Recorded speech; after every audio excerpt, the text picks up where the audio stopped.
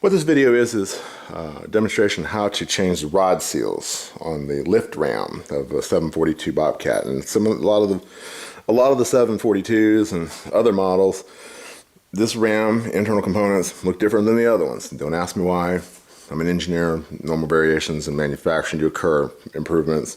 So even when you look online, you look at manuals, they kind of have a weird, clumsy diagram that always doesn't match up with what's going on. This is kind of a general idea of how to do this. These kind of things tend to follow the same kind of pattern, same kind of components. So if you see this video, it'll help you with other rams like this. So first thing you need to do is go ahead and on a Bobcat, obviously take the bucket off, get it out of the way, lift up the upper arms till you can access the top pin hole, which is up here, and there's a bolt right here. Take that out and push it through.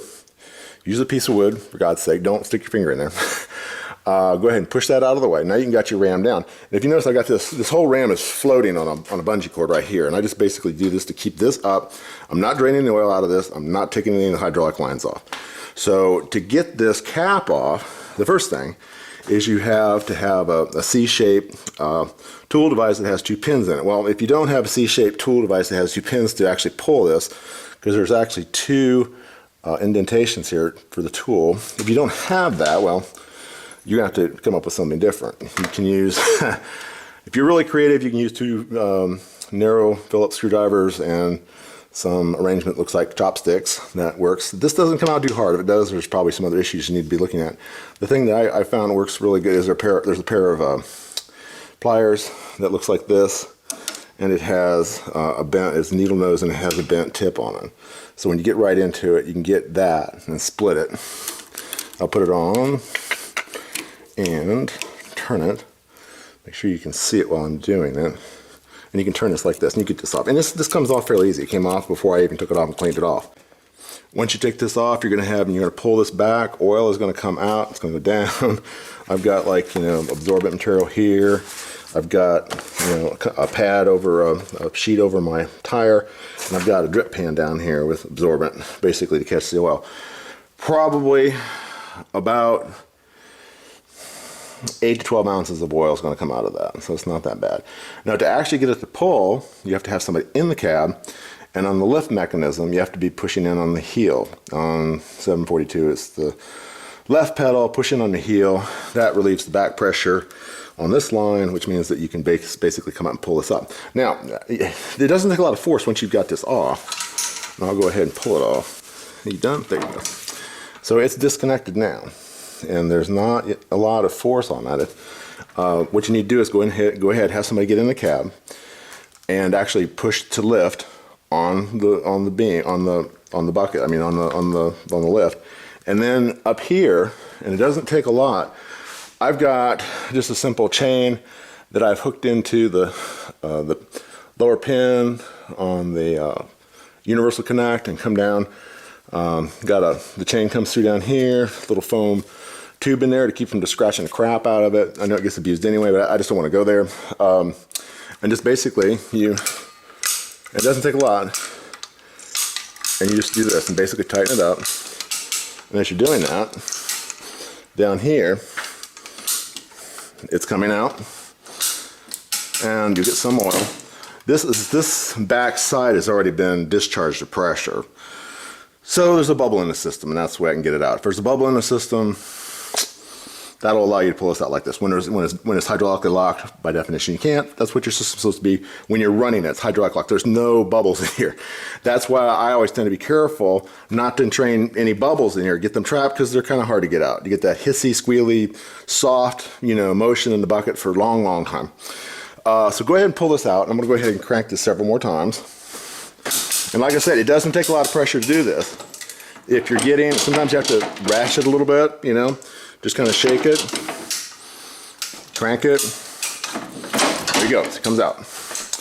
Now, this is the point here where if you look down in there, I don't know if you can see it, you can see some oil down in there maybe. I don't know, probably not, but it's down about right here.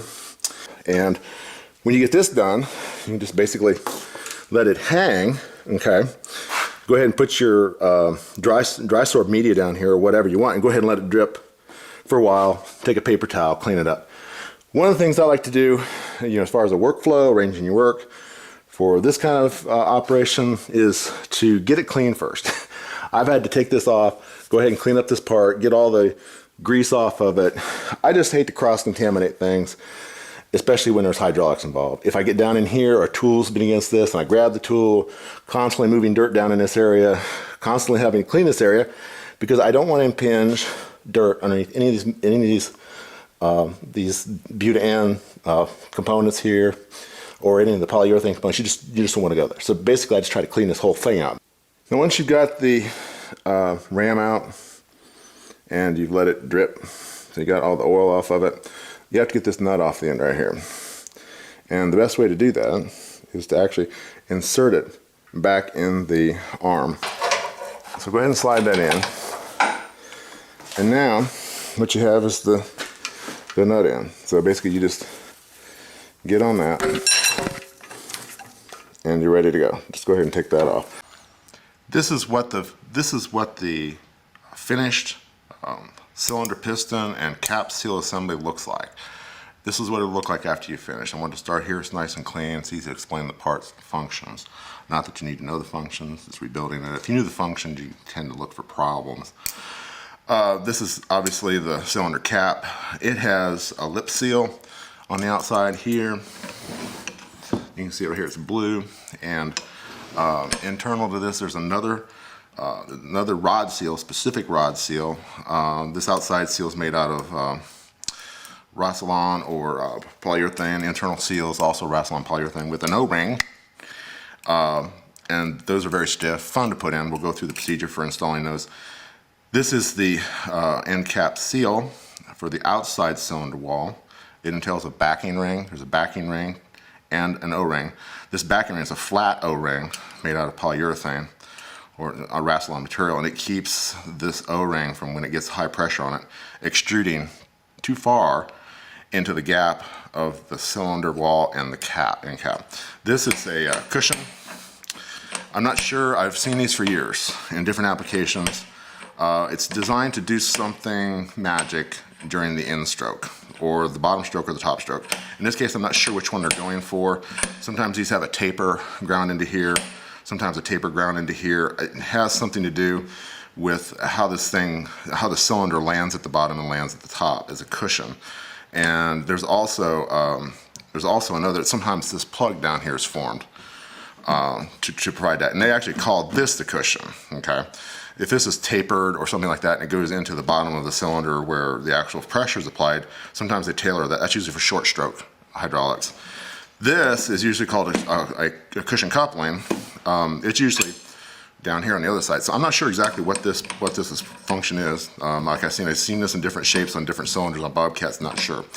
I imagine it's some kind of a cushion sleeve that performs in a different manner that is applicable to this application. So down here we've got the sharp end of the stick, which is the cylinder piston, and it has another PVC. I'm not PVC, but polyurethane or a Reassembling type material. It also has an O-ring underneath of it, so it has expansive pressure on it. The O-ring is expansive and it pushes this out. So this actually is above. Let me take this out for a second. This actually is above see if I can get it as close as I can. Right here you can see it. This O-ring is above. Or this flat O-ring is above. It basically looks like a ring off of a car piston. Doesn't have a split in it. It's circular and intact. And it has an O-ring underneath of it that's creating an expansive force to push this out. So it's almost like a scraper ring on a car, except this actually is the sealing mechanism in this application. So that goes on here, and when you take these off, obviously stacking order, make sure you keep these all together. This part of the video is going to help you do that, because I usually forget. Sometimes I just leave the video camera running when I'm doing this kind of thing, so I don't forget or don't screw up. Planned screw-ups. Use the video to keep those to a minimum. Right here is an O-ring. They're in some kits, sometimes they're not. This O-ring wasn't. This cylinder didn't have O-ring between the between the nut that locks the cylinder piston and the piston itself. Sometimes you see it, sometimes you don't. That is a leakage path. Fairly substantial. I've seen improvements on this. My other cylinder works fine. Based on the improvements that I've seen, the redesign of this rod seal, you know, this inside rod seal fell apart in a really bad way. I might just pull the other one and do it. And the wear, the shear wear on this sealing ring for the cylinder piston, I must pull the other side and do it. And it didn't have this O-ring seal down here. So, you know, you'd get a situation where you'd put the lift up and it slowly creep down. Well, that could be because of this. That could be because of a slow leakage path here too. Could be some debate about that. But anyway, those are the basic functions of this assembly. I'm going to go ahead and go through pulling these assemblies apart, replacing the O-rings on them, and putting them back together. So when we get back, we'll be like at this point again, right before we put the cylinder back. This rod assembly back into the cylinder. This is the workflow for setting up, taking this apart. Got cleaner, got tools, got parts, got picks. And this here has been cleaned fairly well with just, you know, whatever solvent you got, whatever machine you are lucky enough to have. Once you get it cleaned up with kerosene, this is a naphtha, which is gasoline, white gas based, sort of similar to that. Very clean. Do a final cleaning on this just to make sure there's nothing in here that's going to get into the hydraulic system. And like I said, there's the different picks. Dental picks sometimes help, especially a pick that has a curve on it, like this one, down inside. You can get a hook and pull with something like that, which is very nice. A lot of these instruments will keep you from poking holes in your hand. If you get a deep wound with contamination in it, you're not happy. This is the seal kit, typical for the 742, and that machine has a 10 micron filter in it. And you know, that's one of the issues I have with contamination is if you get contamination past the filter into the system, like we're working in the middle of it, you would say, well, it's all going to get filtered out over time to be okay. Well, and that's not always true because there's eddy currents that go through the valve body, eddy flows that come back into the ram. Sometimes those will persist for some time. So any contamination you get in here could actually backflow, depending on what's going on, crazy hydraulic flow diagrams, back through the valve body, back up into another ram. So I just tend to take the philosophy of just, you know, try to make it as clean as possible. I'd rather spend winters rebuilding something else other than, you know, things that I should have done right to begin with. So it's just kind of a good philosophy for workflow and how to handle some of this stuff. This is all clean. I don't have to worry about it over clean, but then spend a little more time cleaning this, and I don't have to go back later. Some contamination gets in there and makes the valve body fail. And you don't need to have a reason to answer questions you don't have to ask to begin with. Why did the valve body fail now? It was been working fine for a long time, never had any problem with it, but then after you get this dirt in there, it'll start failing somewhere else. So, you know, like I said, you don't really need a reason to answer questions you never should have asked to begin with. So just kind of stay away from those unknowns as much as possible. So what we're going to be doing is I'll be taking this off. I'll set the camera up on a stand so you can see the disassembly and pretty much what you'd expect for any kind of other component like this, how you proceed, how you sort the parts, getting the seals out, putting the seals in. That's the interesting part. That's kind of the part that I want to get to. So this is the nut down here that when you put the ram back up on the mounting post, take this off, finish taking it off, should come right off. Of course, it'll probably lie to me. Take this off, and just like with anything you do, reverse order of assembly stacking so you can remember how to do it. What I'm doing right now with the video camera is a common way that I know used to do a lot of work on. I've got patents in electronic devices, hydraulic devices, several other fields. You know, if you have a video camera, like VCRs, people used to bring VCRs for me to fix, video cameras, things like that. If you videotape it, you have half a chance. If it's got spring-loaded something rather in it, take it apart, it's gone. So a lot of times I've done that, and even sometimes I've actually run the video backwards in slow motion if a spring or some kind of a spring clip flies out, and I can kind of get a general direction of where it went, and if you're that desperate, hunt that thing down. So anyway, take your nut off, reverse order of assembly, stack the parts, make a stack. This is a spacer, obviously, of some kind, and I've seen different videos where the spacer is different. It's shorter. Sometimes it has a taper on this end. Obviously, you go from model to model, there's going to be variations. So, but even on the 742, this it might have a different shape. It might be a little bit shorter. So, my whole idea for bringing this video out is just to show you how these general components work together, how to approach taking it apart. It may not necessarily look this way to you for your assembly. So pull it apart. Here's the piece here that is the one that gets us most in trouble. Turn my overhead off so you can see in here. Get this light set just right. And if you look close, there's two kinds of lip seals. This top lip seal is basically for to clean the ram. This is a Reassembling, which is polyurethane component. Very stable, very stiff, very stiff, so it's kind of a pain to take out. And then there's this down here, this internal rod seal here. Pain in the butt, major pain in the butt. And when you first look at this, when you first get in here and you flip this around, and you see this end down here, your first inclination is that, hey, maybe this thing screws loose here. Okay, so when you take these seals off, you get your hook tool, get it underneath this.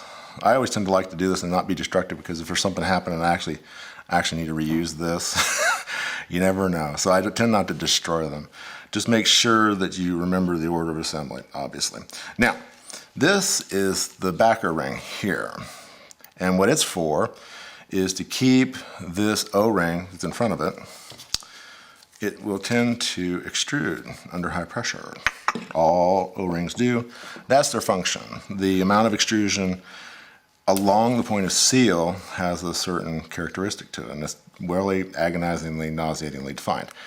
If this seal, this is the high pressure side here pushing this way, and you'll find this ring on the low pressure side. You'll find this ring here on the low pressure side.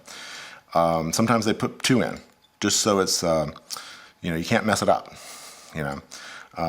Pokey yoke is what they used to call it. But anyway, you put it together and this goes on the low pressure side. It keeps this under high pressure from extruding into the gap. This portion right here of the end cap. And basically this high pressure on this side, 5,000 PSI, let's go and make up a number. Once it starts getting up to that, all O-rings have issues because they're elastomers. Your stacking tolerances are catching up with you. Sometimes when you see this, you have a backer ring and this, it's a cheap ass assembly. They're doing this to compensate for manufacturing tolerances, and it's a cheap way of doing that.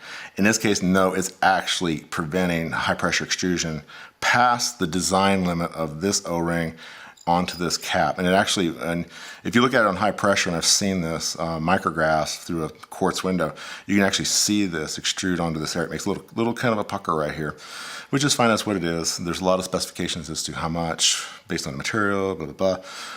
I can't remember what the backer plate's made of. I know this is Buna N, which is a nitrile, and I'm not sure what that's. But you take this off, and the backer plate is very stiff. So get a hook on this, and this is another thing I like to have for curved instruments that point away from me, so I don't get holes in my hand. So take this out, pop this off, save it. Backer plate, remembering that this back plate goes on the end. It's stretchable. It might be a higher shore number Buna N. Don't know. Put it. Make sure it goes to the low pressure side. So now we got this out. When I first took one of these apart, I thought I saw a seam down in here, and I tried to take this. It was this one here, long time ago. I tried to take this out, and no, that's not threads there. It's all machined, and unfortunately, they put this in down here, this internal rod seal with a special tool. I don't have a special tool. I've got something that's close. There's different ways you can get this, and I'm going to show you how to do that. So I'm going to move on to that next stage, getting these out. I've always been torn is you can get these out without damaging them. I haven't done it yet. The tool, which they recommend you use to put it in, won't damage it. Once you get them in, taking them out is really kind of a, charter deal. You kind of have to rip them out to get them out. So anyway, I'll turn the overheads on and get back to that. One of the things that comes up to limit the possible flow rate of blood from your hand is to try to create what's commonly in the industry called a work holding situation. I don't have a lot of round work holders, so I usually have to I have a fairly bare bones shop, so I don't have a lot of work holders around here. So typically what you do is take it's this aluminum assembly, go ahead and take a Kevlar based or some other kind of an aramid tape or whatever. You could use duct tape, it's a really good quality. You're trying to prevent something from puncturing something else, and I'll show you what that is. Basically go ahead and wrap this puppy up. Keep the teeth marks down to a minimum. No biting. Cut it. I got these big old vice grips. And you just want to snuggle it. You don't want to get in there and just mash the crap out of it. If you're putting too much force on something, you're going to hurt yourself. So lock it in. Okay. Here we are on your very brink of doing actual work. Need to get this out. It's going to be kind of an interesting assembly to work with. I'm going to try to do the pick and remove it this way. So I'm going to go over here, pry down, pull, and get my other pick, maybe a rounded, like this rounded pick here. Try to get it back underneath there. It's just a stop. Go in and take another bite. Pull again, go back in again, once again, and stop. Keep working it out like that. Go back and stop. Now, I can feel the hook going to the side. So I still may need one more. I can feel it. No, you don't want that, but see, now the gap's already there, so I can get in. Okay. Now, at this point, once you've done that, you may actually want to get one of your heavier picks out. That made it in that far. I'm going to crack this brand new virgin pack of hooks. See if I can get down in here. Okay, it's in. Spin around, pull this out. Twist up. Okay, so here we are. We've got it hooked under. What are the chances I did this without hurting this? Not very good. But anyway, sometimes it happens. You get lucky. So go ahead and pull this out. That'll be the easiest thing that you do that's associated with this part, unfortunately. Set it aside. Nope, it's damaged. Okay, got another one, not a problem. This one down inside is interesting. Look at our picks. Choose the weapon of destruction. I think, due to the angle inside, I can't remember.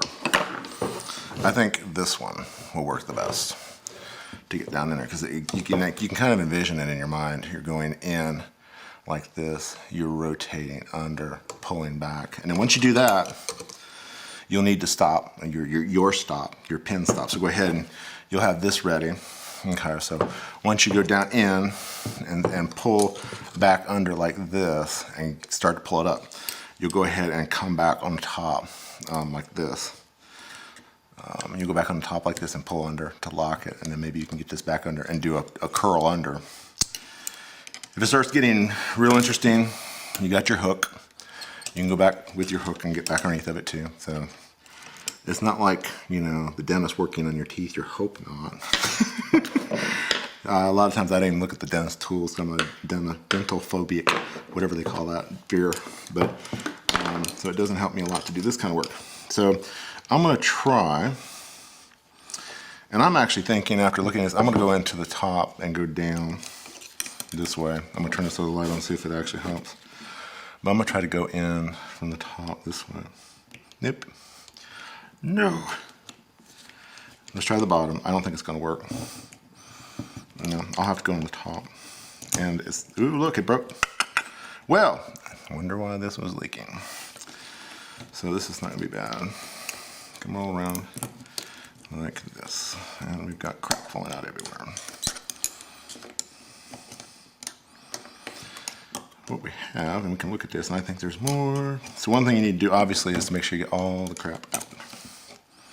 It's still locked in. I still feel it.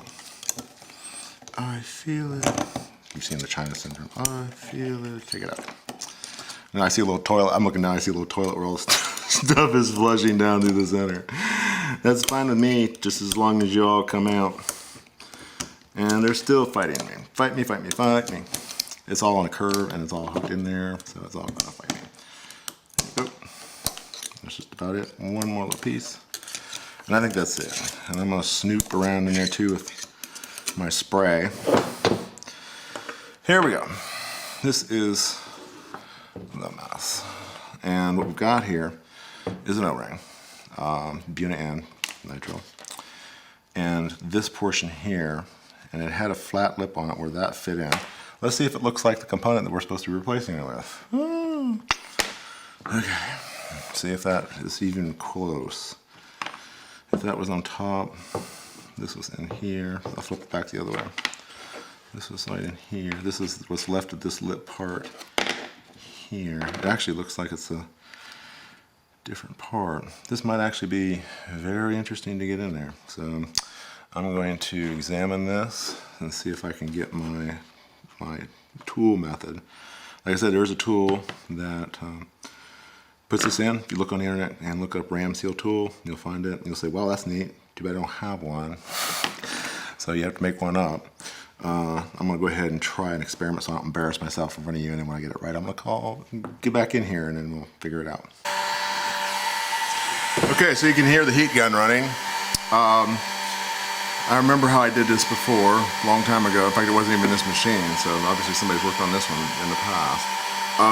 Go ahead and take your O-ring. This is a polyurethane, has a fairly high melting temperature. You can go almost up to 300 degrees Fahrenheit on this. And I'm going to go ahead and I'm going to try just to heat this section here. And you've seen where I've got a little pucker in here. And I tested this just slightly before I went ahead and did this. Once you get it in, you're not going to be able to get it out without destroying it. So I wanted to make sure I backed out. And you got to be careful. Use your pick tools that are smooth. Don't get in here and start gouging. I've got little spots here that I've already started to abuse this. So what I'm going to do is, got my heat gun here. Noise probably a little bit excessive. What I'm going to do is try to get it. The gun's set for 360 degrees, and it's pretty accurate. I'm just going to dip this in and out of here, and there's a thing called finger seconds. It's a unit of measurement that's used in electronics a lot of times to measure temperature of heat sinks. It's how long you can hold onto the object without causing a lot of discomfort, so they call it finger seconds. You want to get down to 1 finger second on this, which is about 140, 150 degrees Fahrenheit. It's not too hot, but it does help quite a bit. So what I'm going to do is hold this up, kind of dip it in and out. And since I've done this before, if you had a smaller nozzle on this, it would really help. I've lost my smaller nozzle. I'm not kind of wanting to heat the back side too. I just want this little fold here where the heart shape is to be the most malleable so I can get that folded in. And I've seen people jam them in there and they usually get damaged, so this is not too bad of a method. As I said, the last time I've done this was a long time ago. Another lifetime. Different, actually they've changed all these parts, so let's check our finger second rating. I'm not even close. It needs more heat. And we're back. Got about 1 finger second. Rest of the assembly is not too bad, pretty cool. Okay, so now we need to make our heart shape. Do this. There's one other way you can try it too, is once you get it in, and you get it in here. If you got a nice smooth pair of needle nose, you can try it this way. Like I said, I'm not wanting to ruin this. I've already had it almost down in there once. Okay, come here you. The idea is get the needle nose stuck down here. Pull that up. That's the shape this is in when you get the device. If you actually had an interior roll pin, you know, interior rod seal, the device pulls it in like that. Let me see if I can get it this way. Go ahead and hook. Let's go ahead and pull. Okay, that's in. Let's go ahead and pull this way. I'm ambidextrous, so I'll be able to do this, and I think I can keep it in the camera view. It's a handful on the table. The other side's starting to rotate under. See, that's the big problem. Keep that heart shape pinned in, not wanting to roll down. Roll the plastic part out. Okay. Go down. Okay, I'm partially in. Woo! Pull this out. Go ahead and push this back in. Fold that heart into the groove. Almost got it. You see what's going on. It's being fed into the groove. Need to fold the heart back out. Let me rotate so you can see. Need to fold the heart back out. So go this way. Oh, and by the way, the O-ring goes down. Sorry, I didn't mention that earlier. Fold, fold, fold. Then get that heart to go the other way. And there you go. So now it's in.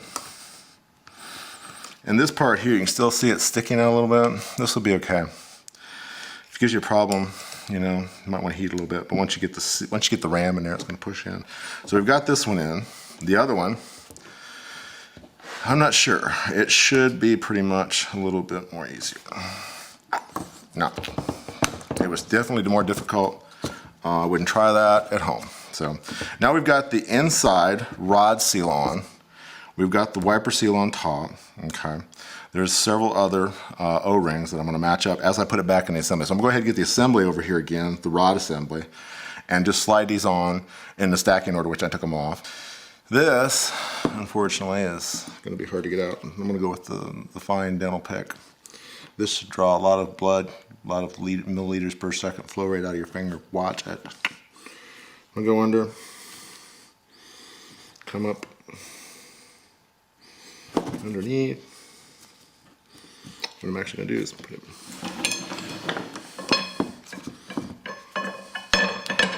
I'm actually going to sit it back on here. Reduce its mobility. Go under. Pull up.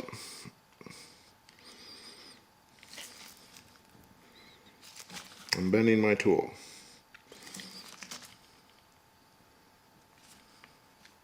Okay. It did come up. I can get underneath of that with another pick. I'll go with this pick here.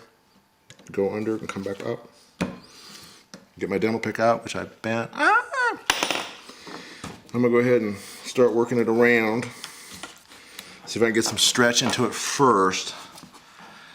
I'm just doing this, I don't want to save it, I just want to save my blood. I don't have a red blood type, but I just don't want to go there. I'm gonna start edging it over as I'm pulling it around. And that doesn't look bad. Here we go. And I see, with my little eye, I see underneath it there an O-ring. So here we go. Go ahead and pull this off. Come around, pop, come around, come around, I come around. I take it off. There we go. So I use the dental pick, curve under. Use the slight angle pull over pick to get underneath of it and roll it. This is the, what I think is polyurethane. Stiff, stiff, stiff. Gonna be fun. There is an O-ring in the bottom of this. I'm gonna use a small dental hook here. The one that I bent. Look, I bent it. Okay. Unbend it. I guess they just weren't meant to apply that much pressure on human teeth. Okay. I'm gonna go down inside. The reason I'm using this is it's down quite a ways. Pull it up, pull it and then twist. Twist as you're coming up. Get under like this. Pull out and then out and around. Okay. Let me look and see. And we do have a replacement O-ring. That's just like it. So I'm gonna go ahead and put it in. Should be fairly easy. This, I don't like. This needs a little heat, so I'm going to heat it up a bit. I'll be right back. Okay, I'm back. Got this up to about a finger second, more pliable now. Not near the deformation temperature of PVC, of polyurethane. That's kind of high. I'll go ahead and try to get this in here. PVC, it will maintain, it has a slow heat absorption, and obviously the reverse is true. So it absorbs heat slowly, gets rid of heat slowly. I'm using my fingers to pull this in right now. I'm not hooking it because I don't want to try to, I'm probably going to have to hook it. So here's where I'm at this point. Rotate this around so you can see, here I am.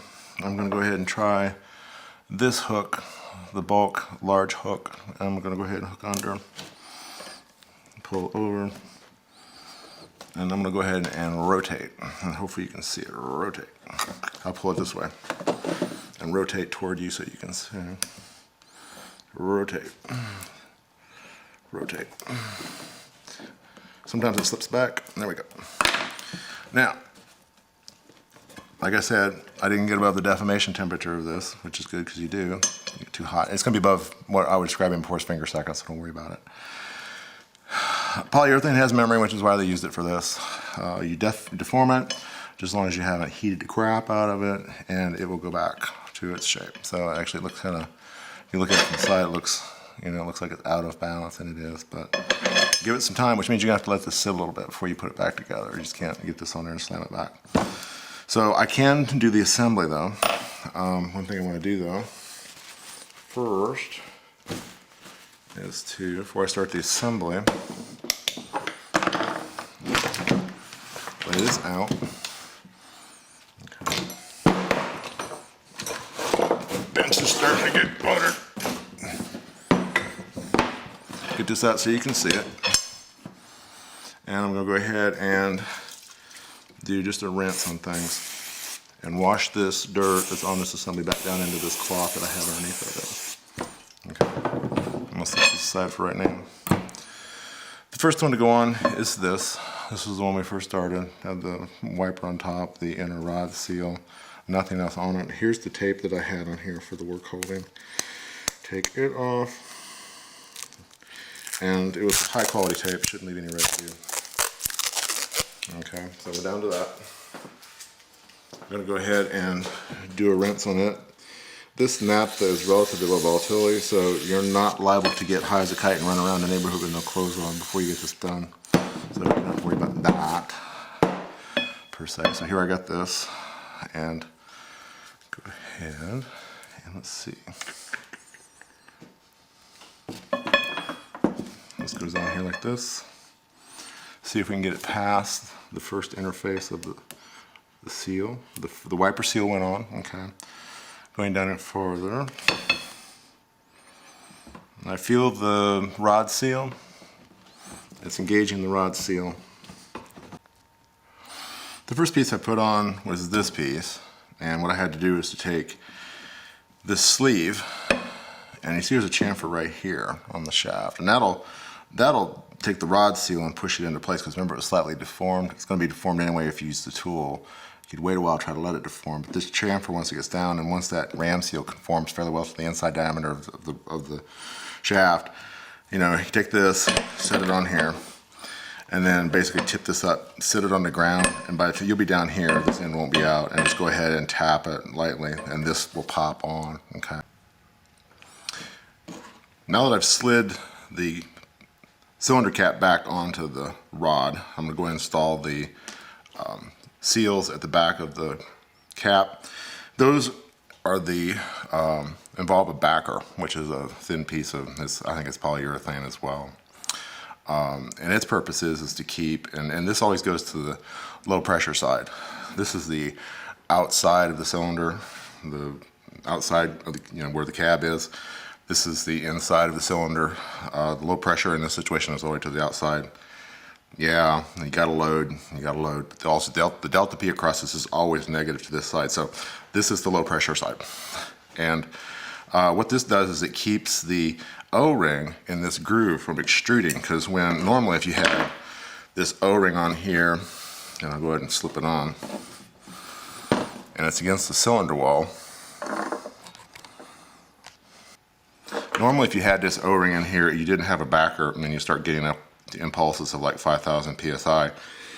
This O-ring will extrude, it'll actually push over, and it doesn't look like this. This is nice and pretty.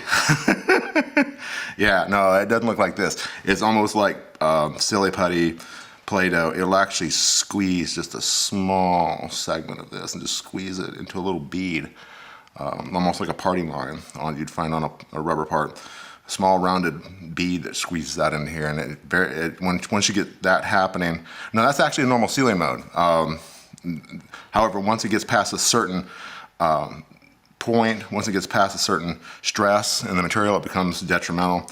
So in order to prevent that, they put a polyurethane backing plate in it.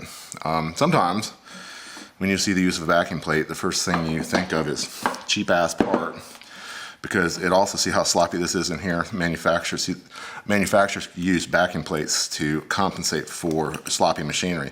They can make this specification really wide, or if they got a stacking tolerance problem, they can make this really wide, not worry about it, because if they put a backing ring in here, snap this in, it basically alleviates their fear that they're going to be having that kind of a stacking tolerance issue. And what happens here, in the case where it's a sloppy manufacturing, or in this case, sometimes people just do it in the manufacturing line just to keep sanity, is to go ahead, it doesn't hurt to have this on the high pressure side. So sometimes you'll see two of these backing plates on either side. So you have a backing ring on each side, and then the O-ring goes on top.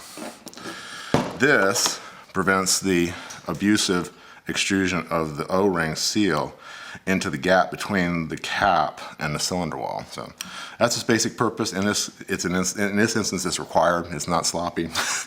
It keeps, for the high pressures that are involved, you see this kind of a mechanism in play when there's high pressures involved. So it keeps that extrusion, keeps that thing from fracturing off a small piece of O-ring here. Usually sometimes you'll see this and you'll see little pieces of the O-ring that look like they've been scalded or scoured. And it's like, how'd that happen? Well, there's actually microscopically missing pieces of the O-ring that got blown away in here because it got extruded, and then you switched the stroke of the cylinder and it just ablated it. So this backing ring, once again, is to keep that from happening. Make sure you put it on the low pressure side, which is the outside of the cylinder cap.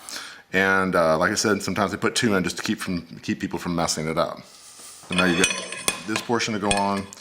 Some of these pieces here have a chamfer at one end, and it's got an identical chamfer on the other end. I don't know how that's arisen, what the design change was. Put this piece on here, and then we've got our end piece, basically, that fits down here. So we've got all these pieces basically that come down to butting together, moving slowly. Okay, I've got this piece all the way down.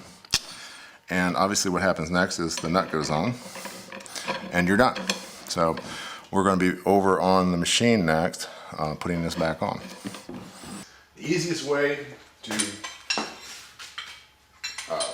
put this nut on, the ram cylinder rod, is basically to put it back in. So you have put the pin in, and just tighten it that way. And don't stress yourself out trying to constrain it to a bench. Make sure that the O-ring that's at the bottom of the piston, of the ram piston, make sure that O-ring is pushed up against the piston itself, so you're not pinching that. Just have at it. One of the things you're going to want to do before you put the rod back in the cylinder is to do a wipe of the cylinder threads. Don't put your wire brush or any kind of a nylon brush in there and try to clean it. Just go ahead and wipe. Use a virgin solvent, like I showed you before. Like a naphtha is really good because it really cuts fast, absorbs quickly, and pulls as a carrier any contaminants back into your absorption cloth. So if you're using a cloth or a paper towel, just use a paper towel. But you can see there's quite a bit of crap in here. And go ahead and wipe that around. The threads are sharp. They're going to cut into your paper. So if you're using a cloth, that's good. Just make sure that, you know, when it gets, I like to use a really good paper. That way it gets more into the grooves when I wipe. And all I'm doing is just turning it. I'm not doing any kind of up and down motion, which wouldn't make any sense on this anyway. But I want to get that contamination out of here. The reason why, obviously, is just to do it. The second of all is, as I mentioned before, here's where the inflow is on this cylinder. And actually, this is for the downstrip. And there's not a check valve between these sides. Between the other side and this side, there's no check valve. So you get kind of an interesting flow back and forth, especially if there's a leak, if there's an imbalance, if there's air. So there's kind of a strange eddy current that goes flowing back between these two. Contamination can stay in these cylinders for quite a long time. I tend to want to cut that down. So doing a wipe of this internal threads on this, to me, just makes sense. I don't see why you wouldn't. It doesn't take very much time. Once again, I'm not scrubbing those threads. I'm counting on any contamination in those threads to stay in there. I could take it off. I could take the cylinder off and just, you know, really clean the snot out of it. I don't think that's necessary either because of the way the seals work. But once again, I don't want to introduce any more contamination that's necessary. Now when it comes down to bleeding the ram, you got a couple of choices. I've got this engaged into the threads already, and you could either go ahead and engage it into the threads, and if you got a really good feel, if you have a really good sense of touch in terms of how things like this tend to go together, you can feel when the O-rings, this cylinder is tapered on the inside, and when the O-rings start to engage, you can feel it. Okay, so if you ran this down to where the O-rings engage and just kiss the O-ring engagement, you can fire it up and you'll get basically seepage out of here, run down, and you basically got it. Basically, that's the best purge you can get. If you don't get the touch right, you get a mess. So you could just pull this engagement back, use a hypo, just fill it up, and just seal it, and then you've got an air bubble in there. It's going to make your, it's not going to be really saggy, but you'll have maybe some bouncing problems. Valve gets into the valve body. You have some response problems, some squealy noises from that bubble ripping through the orifices in the valve body, things of that nature. I've talked about the eddy currents that happen in here because of there isn't a check valve between the two sides, so fluid runs back and forth between here based on the loading of each side, and there's constant pressure across this ramp. So you get little eddy currents in places in here where stuff stores, little vortex. So the air bubble might get in there and trap for quite a while, and generally I don't know how long it takes to get them out. If I had to guess, I've always bled them out. If I had to guess, if you were using it all day long, it'd probably take me a half day to get it bled out. But that's so subjective, it's not even, almost mentionable. But then again, I've had air problems where they've stayed in there for, it would be soft, it would be someplace caught in the system, and you get some bounce, and it's because there's an air bubble in the system. So if you want to go ahead and tighten this down using gripping tools, you have your Kapton tape or your Kevlar tape, and just basically wrap it up and go ahead and tighten it up, no problem. And like I said, once you get down to, and let's see what's good wider for me. Let me see if I can get down to where I can feel it. I pulled it back apart so I could show putting it together. And it's a touchy feel.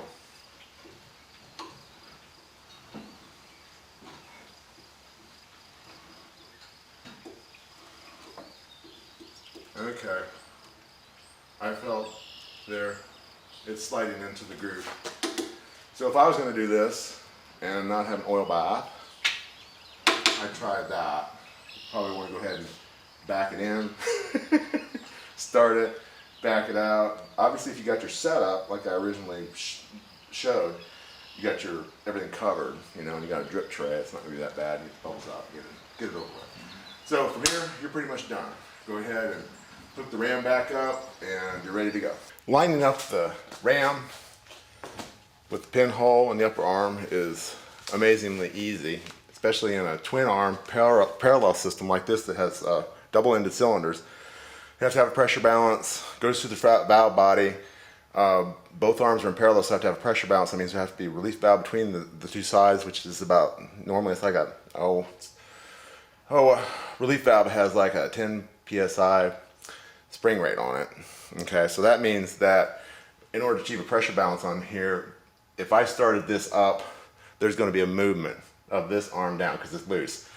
The other side has a load on it, which is going to pop that relief valve off. It's going to be, like I said, it's on a 10-pound spring rate. This thing here, when I started, was up here, and it slides down. You stick a 3/16 diameter screwdriver in here with the zerk down and pop it up. And when you start it, this will slide down and catch on this 3/16 diameter rod. You'd be a screwdriver, whatever. And then all you do is pop it out and take your pin, shove it in. Easy peasy.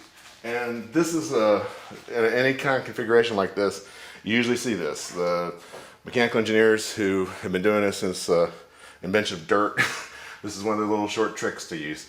And I've met people who have worked in this industry for 30 years and never heard of it. And they just basically say, you don't know what you're talking about. I'm like, okay, fine, go ahead and make it as hard on yourself as possible. But this is one of the things I've found. I've learned it from somebody on production line somewhere. Obviously I need to take this and flip it around, make it so the zerk is up, get it out of the dirt. But that's pretty much it for this. And so I hope this has been helpful. If you got any questions, ask. My background is in a lot of things. I have 20 US patents. I have a background in software design, electronic design, hydraulic design, elastomers, heavy and elastomers, polymers, chemicals of all kinds. I got 2 mechanical patents on valves, but none on hydraulic cylinders. But that whole industry is all related. You jump from one genre, discipline to another, and the math's all the same. So when I see a system like this, I just see a bunch of equations in my head, and of course that's not the reality of things, but it's a really good start to helping to understand a lot of this stuff. So I hope some of this information I passed along has been helpful. If you got any questions, please post them. I'm sure somebody else will answer them who's a lot more knowledgeable about this than I am.